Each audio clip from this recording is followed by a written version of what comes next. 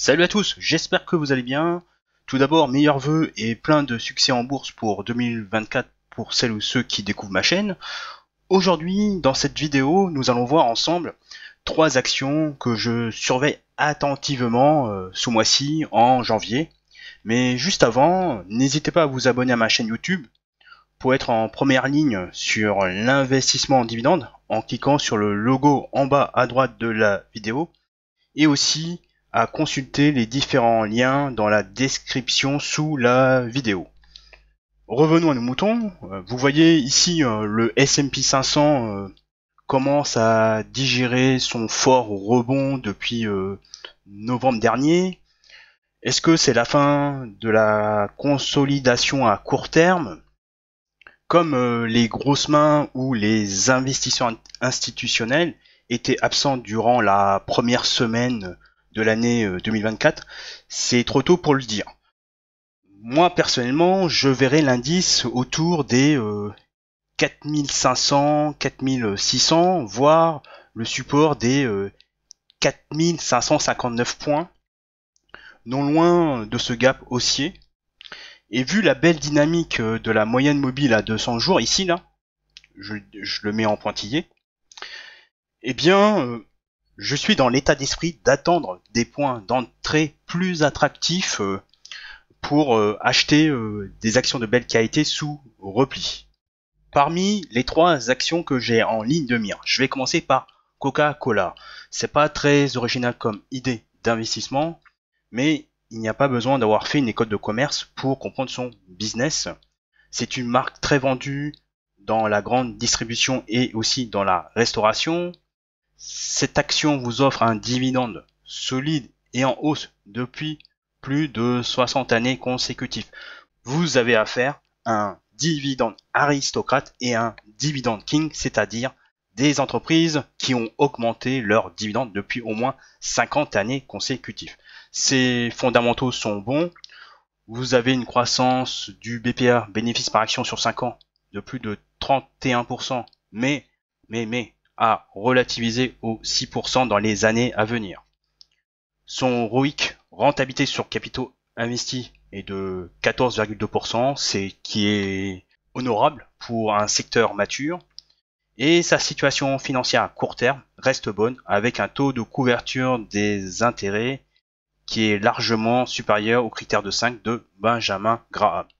Son payout ratio qui se situe autour de la zone d'alerte entre 70 et 80% reste suffisant pour que l'entreprise augmente son dividende dans les prochaines années.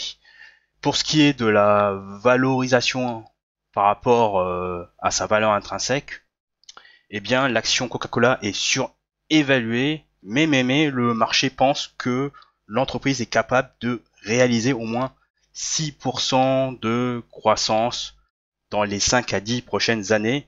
Disons-le franchement, il y a une prime à la qualité pour cette action de fonds de portefeuille, ce qui me semble assez logique, et surtout vu le pédigré que porte Warren Buffett.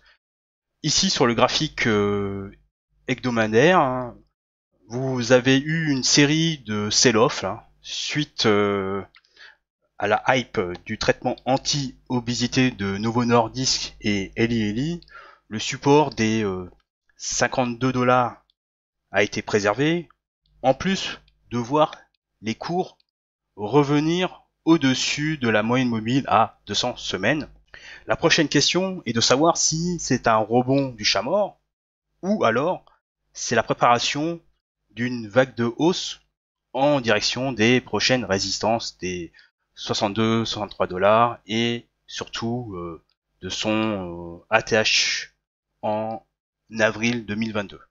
Deuxième action que je surveille actuellement, peut-être que vous la connaissiez, il s'agit de Voyageurs du Monde, le spécialiste du voyage sur mesure.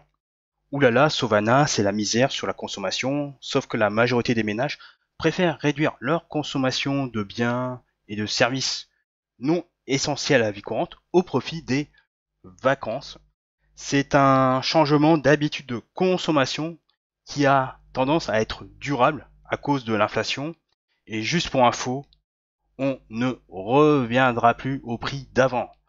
Il faut se résoudre que les taux d'intérêt sont plus élevés que la moyenne de la décennie 2010.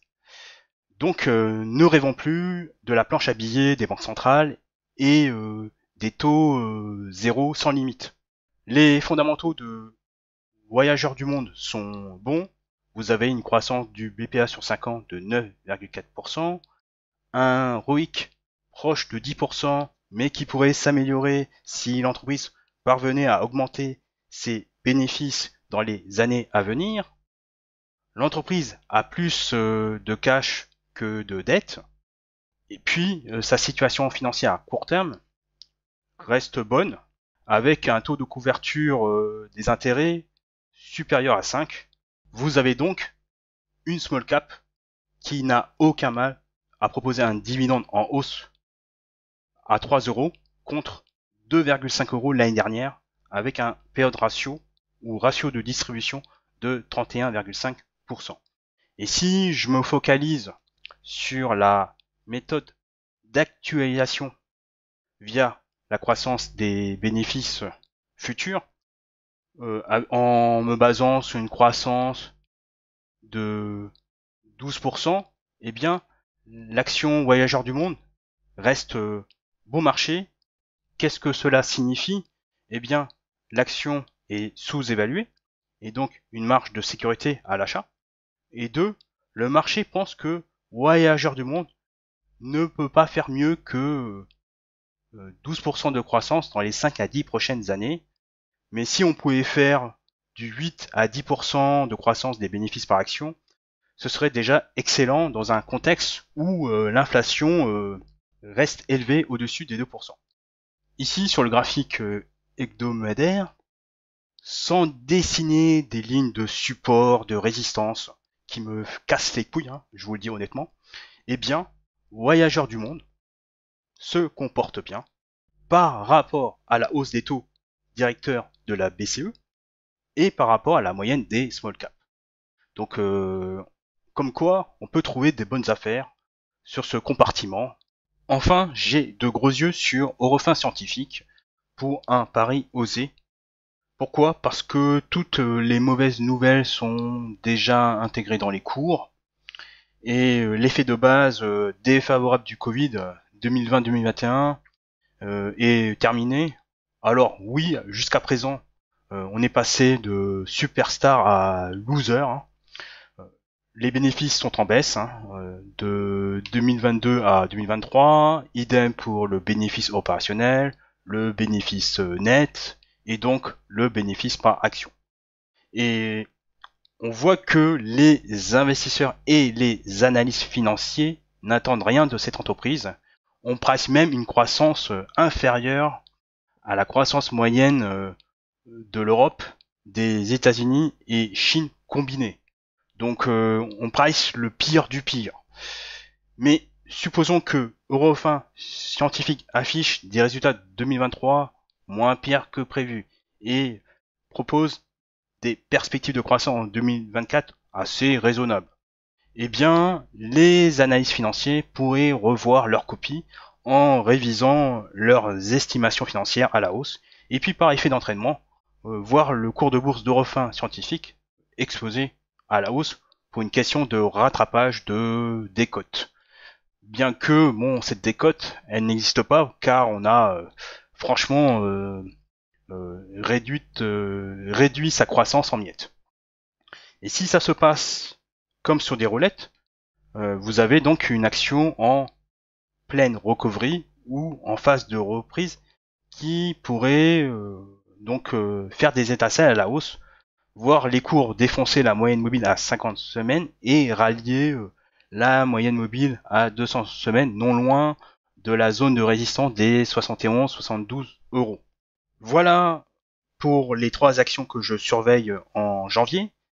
Si vous n'aimez pas prendre trop de risques, votez pour Coca-Cola avec un dividende en lieu sûr. Mais n'espérez pas de grosses espérances de gains dans le futur. À l'inverse, pour des gens qui ont de l'audace, votez pour Eurofins Scientifique, où la moindre bonne nouvelle pourrait faire des gros étincelle à la hausse. Si vous avez apprécié cette vidéo, n'hésitez pas à mettre un pouce et à le partager sur les réseaux sociaux. Vous pouvez laisser des commentaires si vous avez des questions et des expériences à partager. Vous pouvez télécharger gratuitement mes 3 cadeaux surprises, les 7 règles d'or de l'investissement en dividendes, le top 10 des meilleures actions à dividendes pour préparer votre retraite, et la liste des 7 meilleurs livres à lire pour réussir en bourse, en cliquant sur le lien dans la description sous la vidéo.